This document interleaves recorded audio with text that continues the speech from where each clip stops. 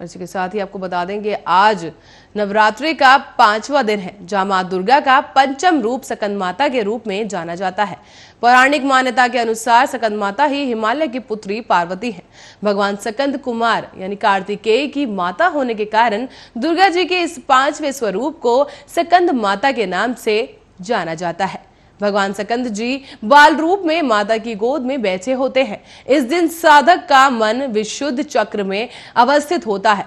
सकंद माता जो हैं वो देवी के 4 भुजाएं होती हैं और ये दाहिनी ऊपरी भुजा में भगवान सकंद को गोद में पकड़े हुए होती हैं और दाहिनी निचली भुजा के ऊपर जो कि उठी होती है उसमें कमल पकड़ा हुआ होता है। मां का वर्ण पूर्णतः शुभ होता है। इसके साथ ही कमल के पुष्प पर विराजित रहती हैं देवी सकंद माता और इसी के लिए इन्हें पद्मासना की देवी और विद्यावाहिनी दुर्गा देवी भी कहा जाता है।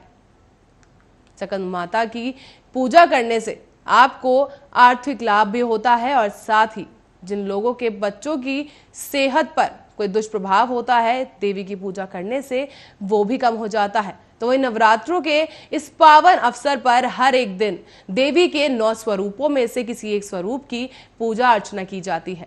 इसी के साथ ही नवरात्रि का हिंदू धर्म में काफी महत्व माना जाता है। देवी के अलग अलग रूपों की पूजा की जाती है और इसके साथ ही माता को खुश रखने के लिए भक्त तरह तरह के भेंट माता को चढ़ाते हैं। इसके साथ ही फूलों की भी अलग महत्व होता है। नवरात्रि के अवसर पर अलग अलग कलर के फूल चढ़ाने से देवी प्रसन्न हो जाती हैं। हर देवी के लिए अलग रंग के फूल चढ़ाने से देवी प्रसन्न हो जाती हैं। इसी के साथ ही आज हिमालय की पुत्री कहने वाली सकंद माता का दिन मनाया जाता है, जहां सकंद माता की पूरे विधि विधान के साथ जो श्रद्धालु हैं वो पूजा करते हैं। भारी से भारी मात्रा में पहुंचकर देवी के मंदिर में श्रद्धालुओं की भीड़ देवी के दर्शन के लिए कतारों में लगी रहती है। पर कोरोना के संक्रमण के बीच इस महामारी के दौरान सकंद माता का जो मंदिर है आज सूना पड़ा है। कहीं ना कहीं जो श्रद्धालुओं की भीड़ अब तक मंदिरों में सुबह से ही लाइन में लग जाती थी, अब वो भीड़ कम हो चुकी है।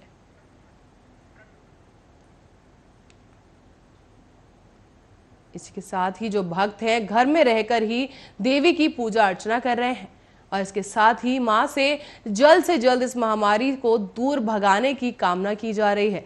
बता दें कि स्कंद माता उनके हाथ में कार्तिकेय जी होते हैं और दूसरी भुजा उठी हुई होती है। तस्वीरों में आप देख सकते हैं स्कंद माता का जो ये रूप है काफी भव्य होता है। इसको देखने के लिए भक्त दूर दूर से देवी के दर्शन के लिए मंदिरों में पहुंचते हैं। नवदुर्गा का ये त्योहार इसको काफी धूमधाम के साथ मनाया जाता है और इसके साथ ही लोग दूर दूर से चढ़ावा लेकर देवी के मंदिर में दर्शन के लिए पहुंचते हैं। इसके साथ ही देवी की पूजा अर्चना की जाती है और पूरी विधि विधान के साथ पूरे साज श्रृंगार के साथ देवी को सजाया जाता है। दूर दूर से श्रद्धालु पहुंचकर देवी के लिए नए उपहार और पूजा की सामग्री लेकर आते हैं और उसके साथ ही देवी की पूरी विधि विधान के साथ पूजा अर्चना की जाती है। स्कंद माता का यह स्वरूप काफी दिव्य होता है। इसकी पूजा अर्चना के लिए मंदिरों में भी काफी अच्छी साज सजावट की जाती है और पूरे 9 दिन पूरे नवरात्रि के इस त्योहार के दौरान मंदिर में और मंदिर के आसपास को एरिया को काफी खूबसूरती के साथ सजा दिया जाता है। अलग अलग रंग की झालर देखने को मिलती है और इसी के साथ ही मंदिरों में भी फूलों के साथ एक बहुत खूबसूरती के साथ मां का सिंहासन तैयार किया जाता है। इसके साथ ही जो लोग घर में देवी की पूजा अर्चना करते हैं और नवदुर्गा के व्रत रखते हैं वो भी माता का आसन बनाकर माता की तस्वीर या मूर्ति उस आसन पर स्थापित करके 9 दिनों के लिए देवी की पूजा अर्चना में लीन हो जाते हैं। इसके साथ ही भक्त तरह तरह के व्यंजन बनाते हैं और देवी को प्रसन्न करने के लिए उनको देवी को खुश करने के लिए भी लगातार भक्तों की तरफ से श्रद्धा की भेंट चढ़ती रहती है। देवी को खुश रखने के लिए भक्त अलग अलग तरह के व्यंजन और पुष्प देवी को चढ़ाते हैं। इसके साथ ही आपको बता दें स्कंद माता के रूप में देवी हिमालय की पुत्री को जाना जाता है और इसके साथ ही पौराणिक मान्यता के अनुसार स्कंद माता ही हिमालय की पुत्री पार्वती है, जो कि भगवान शिव की अर्धांगिनी होती है। भगवान स्कंद कुमार यानी कार्तिकेय की माता होने के कारण दुर्गा जी के इस 5वें स्वरूप को स्कंद माता के नाम से इसकी अवधि जो प्राप्त हुआ है, ये नाम देवी को कार्तिकेय जी के कारण ही प्राप्त हुआ है। भगवान स्कंद जी बाल रूप में माता की गोद में बैठे हुए नजर आते हैं। तस्वीरों में हमने देखा है कि इसी स्वरूप के साथ देवी को पूजा जाता है। इस दिन साधक का मन विशुद्ध चक्र में अवस्थित होता है। स्कंद माता स्वरूपिणी देवी की 4 भुजाएं होती हैं और ये दाहिनी ऊपरी भुजा में भगवान स्कंद को गोद में पकड़े हुए होती हैं और दाहिनी निचली भुजा जो कि ऊपर की ओर ऊंची होती है उसमें देवी ने कमल पकड़ा हुआ होता है। मां का वर्ण पूर्णतः शुभ होता है और कमल के पुष्प पर विराजित रहती हैं। इसी के साथ ही इन्हें पद्मासना की देवी और विद्यावासिनी दुर्गा भी कहा जाता है। देवी के स्वरूप को बहुत खूबसूरती के साथ और धूमधाम के साथ पूजा अर्चना की जाती है और फूल अर्पित किए जाते हैं। देवी की पूजा भी विशेष तौर पर और विशेष तरीकों के साथ की जाती है।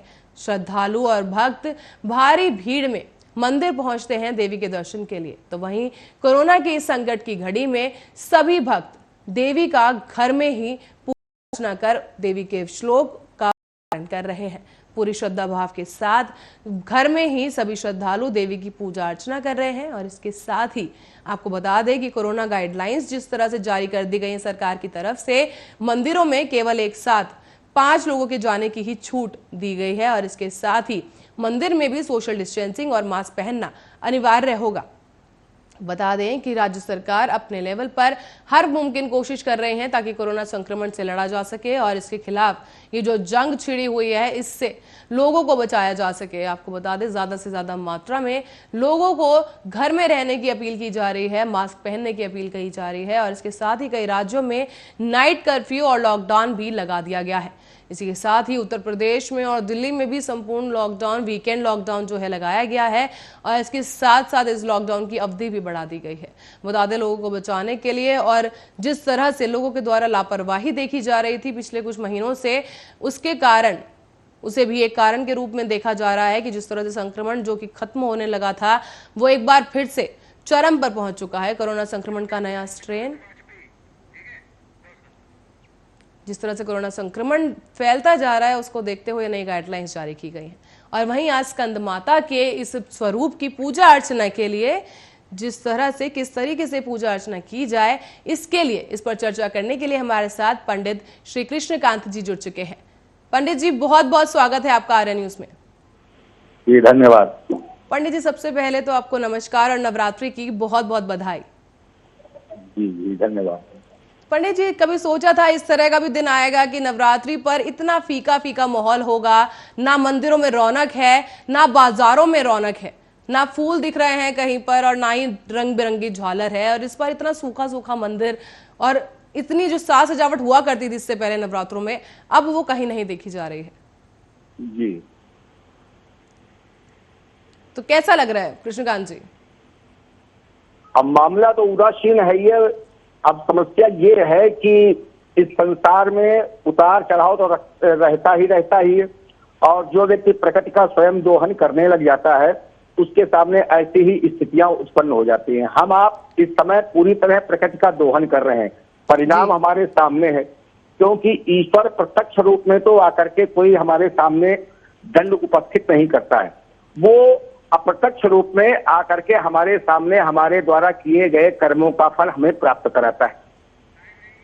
और जो पराम्बा भगवती जगतजननी श्री दुर्गा जी हैं वो त्रिगुण स्वरूप में हैं, महाकाली, महालक्ष्मी, महास्वरूपी स्वरूप में हैं और देवताओं के द्वारा इनको शक्तियां प्राप्त हैं जी। और वास्तविकता में प्रकृति और पुरुष भगवान शिव और माता पार्वती हैं। जो हम नौ दुर्गा में नौ दुर्गा का ध्यान करते हैं, प्रथमम शैलपुत्री, द्वितीयम ब्रह्मचारिणी, तृतीयम चंद्रघंटे, कूष्मांडी, चतुर्थकम, इस प्रकार से आज जो है वो 5वीं माता है स्कंद माते, पंचमम स्कंद माते, षष्टम कात्यायनी चातुर्थ। आज स्कंद माता है अर्थात माता पार्वती के जो ज्येष्ठ पुत्र है उनका नाम स्कंद है। तो पंडित जी आज के दिन का क्या कुछ खास महत्व है? देवी की पूजा, स्कंद माता की पूजा अर्चना किस खास विधि के साथ की जाए? भगवती का दीपक जला करके शुद्ध होकर के माता स्कंद का ध्यान कर, माता स्कंद माता का ध्यान करें। माता पार्वती भगवान शंकर के साथ में भगवान जो स्कंद देवता हैं कार्तिकेय जी, उनका ध्यान करें। और भगवती को विशेष रूप से गुड़हल का फूल पसंद है, उनको गुड़हल का फूल प्रदान करें, नैवेद्य प्रदान करें। जी कृष्णकांत जी, क्योंकि ज्यादातर लोग मंदिर नहीं जा पा रहे हैं, पर जो लोग घर पर ही माता की पूजा अर्चना कर रहे हैं, मैं चाहूंगी कि आप उन दर्शकों के लिए हमें बताएं कि घर पर रहकर देवी की पूजा अर्चना किस तरह से की जा सकती है। देवी जी की पूजा अर्चना ऐसा है कि यदि जो व्यक्ति पाठ कर सकता है, जो माताएं बहन जी हमारी पाठ कर सकती हैं, वो द्वितीय अध्याय, तृतीय अध्याय और चतुर्थ अध्याय, ये महालक्ष्मी का स्वरूप है, इसका पाठ करें और हो सके तो प्रतिदिन पाठ करें। और आज जो स्कंद माता का दिन है, उसमें जो दुर्गा जी के 32 नाम हैं उनका पाठ करें, दीपक जलावें, दीपक जलाने के बाद में माता को स्नान करावें, धूप दीप नैवेद्य रोली सिंदूर इत्यादि उनको समर्पित करें। इसके पश्चात में माता का भोग लगावें, फिर माता की आरती करें और दुर्गा जी के जो 32 नाम हैं, दुर्गा सप्तशती के अंतर्गत दिए गए हैं, उन 32 नामों का उच्चारण करें। जी तो कृष्णकांत जी, जिस तरह से हर देवी के लिए कुछ ना कुछ खास पकवान बनाए जाते हैं, हम जानना चाहेंगे स्कंद माता के लिए क्या है ऐसा खास पकवान है जो भक्त बना सकते हैं। भगवती के लिए नैवेद्य के रूप में विशेषकर मोदक का प्रसाद अर्पित करना चाहिए। जी, तो मोदक किस प्रकार का होना चाहिए, किसका मोदक होना चाहिए? जैसे लड्डू आते हैं, मोतीचूर के लड्डू भी होते हैं और कई तरह के लड्डू देखने आते हैं मार्केट में आजकल, तो हम जानना चाहेंगे कि कैसे खास मोतीचूर के लड्डू नहीं, जो मोदक बनते हैं उड़द की दाल के। जी, उड़द की दाल के लड्डू बना करके भगवती का भोग लगावें। आज के दिन सबसे महत्वपूर्ण वही है। तो पंडित जी, कोई मंत्र भी होगा देवी को प्रसन्न करने के लिए? हर देवी देवता के लिए खास मंत्र होता है, क्योंकि तो मैं जानना चाहूंगी कि आज स्कंद माता के लिए क्या खास मंत्र? वैसे भगवती का तो सबसे प्रसिद्ध मंत्र है ओम ऐं ह्रीं क्लीं चामुंडाय विच्चे। जी, इसमें जो तीनों माताएं हैं, महाकाली, महालक्ष्मी, महासरस्वती, और उनके ये 9 स्वरूप हैं। जैसे हमारे यहाँ पुरुष वर्ग में ब्रह्मा, विष्णु और महेश, ये 3 प्रमुख देवता हैं और इन्हीं की जो शक्तियां हैं तो भगवती काली भगवान शिव के स्वरूप में है, और जो महालक्ष्मी है वो भगवान विष्णु की शक्ति के स्वरूप में है, और जो महासरस्वती है वो ब्रह्मा जी की शक्ति के स्वरूप में है। इस प्रकार से, और उनके 3 रूप के बाद में 9 ग्रह आते हैं। उसी प्रकार से जो हमारी ये त्रिगुणात्मकाएं हैं, महाकाली, महालक्ष्मी, महासरस्वती, उनका एक स्वरूप दुर्गा होगा। जैसे हमारे यहाँ ब्रह्म स्वरूप होता है तो उसमें दुर्गा स्वरूप हो गया, और इसके बाद में जिस प्रकार से हमारे पुरुष वर्ग में 9 ग्रह आते हैं, उसी प्रकार से हमारी माता के 9 स्वरूप हो गए। प्रथमम शैलपुत्री, द्वितीयम चारणी, इस प्रकार से नवमम सिद्धदात्री च नवदुर्गा प्रकीर्ता। तो इस प्रकार से पुरुष और प्रकृति से ही सारा संसार समाहित है, और उसी के अंतर्गत ये सारे कार्य होते रहते हैं। हम आप सब प्रकृति के अधीन हैं, और जब भी हम प्रकृति का दोहन करते हैं तो जो आज भयावह स्थिति हमारे आज के सामने उत्पन्न है, उसी का परिणाम हमारे सामने इस रूप में लक्षित हो रहा है। जी, तो पंडित जी, जैसे कि साल में 2 बार नवरात्रि आती है और ये चैत्र पक्ष की नवरात्रि मनाई जा रही है, तो इसके क्या कुछ खास मायने होते हैं? देखिए, ये दोनों जो नवरात्र हैं ये हमारे संधिकाल में हैं जी, तो इसमें प्रकृति का ही सबसे बड़ा स्वरूप होता है। दोनों में एक ऋतु का अवसान होता है, एक ऋतु सरासरा आगमन करती है, और इसी संधिकाल में अधिकतर हमारी बीमारियां हमारे ऊपर अपना आक्रमण करती। कारण है कि हमारा शरीर एकदम से सुनियोजित नहीं हो पाता है, सुव्यवस्थित नहीं हो पाता है वो नए ऋतु का आगमन का स्वीकार करने के लिए। इसी से हमारे शरीर में रोग होते हैं, और ये जो हमारे ऋषि मुनियों ने व्रत का प्रावधान रखा, उसका मूल कारण ये है कि हमारा शरीर संशोधित बना रहे, शक्ति हमारे अंदर उत्पन्न हो जाए रोगों से लड़ने के लिए। इसीलिए ये दोनों नवरात्र जो आते हैं, बसंत नवरात्र और शारदीय नवरात्र, इनमें दोनों संधिकाल के समय में ही ये दोनों आते हैं। तो इसमें व्रत रहने का, व्रत माने होता है संकल्प लेना, और संकल्प हम इस बात का, व्रत माने भूखा रहना नहीं होता, व्रत माने होता है संकल्प लेना। किसी बात के लिए हम प्रतिज्ञा करते हैं कि हम अपने शरीर को, जब तक हमारा शरीर सुव्यवस्थित नहीं होगा तो हम कैसे आराधना कर सकेंगे, कैसे बैठ सकेंगे। हमारे शरीर में रोग अगर उत्पन्न हो गया तो हम पूजा करने के स्तर में ही नहीं रहेंगे। इसलिए व्रत का हमारे यहाँ ऋषियों मुनियों ने उसका नाम रखा उपवास। अर्थात जो हम भोजन करें वो सुव्यवस्थित भोजन करें, ऐसा व्यवस्थित भोजन करें जो सुपाच्य हो जाए, और दिन भर न खाते हुए हम केवल दिन भर में एक समय ही ऐसा व्यवस्थित भोजन लें कि जो हमारे शरीर में किसी प्रकार का रोग उत्पन्न ना करे और रोग से लड़ने की क्षमता उत्पन्न हो जाए। इसलिए हम ये नवरात्र में व्रत रहते हैं, संधिकाल होता है इसमें। जी पंडित जी, जानना चाहेंगे कि जैसे जो लोग घर पे व्रत रखा हुआ है जिन्होंने, तो वो क्या कुछ ऐसा खा सकते हैं इस दौरान? देखिए, इसमें जो भी भोजन लिया जाता है ऐसा भोजन लिया जाता है उस पाते। देखिए, हमारी गीता में भगवान कृष्ण ने कहा है कि कोई भी वस्तु 4 प्रकार का अन्न होता है, एक लील करके, एक चूस करके, एक चबा करके खाने वाला। इस प्रकार से 4 प्रकार का भोजन भगवान कृष्ण ने कहा। तो यहाँ तक हम गेहूं भी खाते हैं वो भी भोजन है, पानी भी पीते हैं वो भी भोजन है। लेकिन इस व्रत में हम ये करें कि हम कितना कम से कम भोजन लें। पानी की मात्रा हमारे शरीर में ज्यादा होनी चाहिए जो रोगों से लड़ने की क्षमता प्रदान करता है। पेट हमें ज्यादा नहीं भरना चाहिए, ऐसा भोजन नहीं करना चाहिए जिससे हमारे शरीर में प्रमाद आवे, आलस्य आवे। वैसे जो इस प्रकार के व्रत में भोजन का रूप बताया गया है उसमें फलाहार होना चाहिए, जल लेना चाहिए, और ज्यादा भूख लगती हो तो भाई सिंघाड़े का और कूटू का आटा, इस प्रकार का जो व्यवस्था बनाई गई, साबूदाना बताया गया है, इस प्रकार का भोजन ले सकते हैं। लेकिन इतना ले कि जो हमारे लिए शरीर को व्यवस्थित बना सके। जी पंडित जी, बहुत बहुत धन्यवाद हमारे साथ जुड़ने के लिए और इतनी अहम बातें हम तक पहुंचाने के लिए। और इसी के साथ फिलहाल के लिए बस इतना ही। देश और दुनिया की तमाम खबरों के लिए देखते रहिए आर्या न्यूज।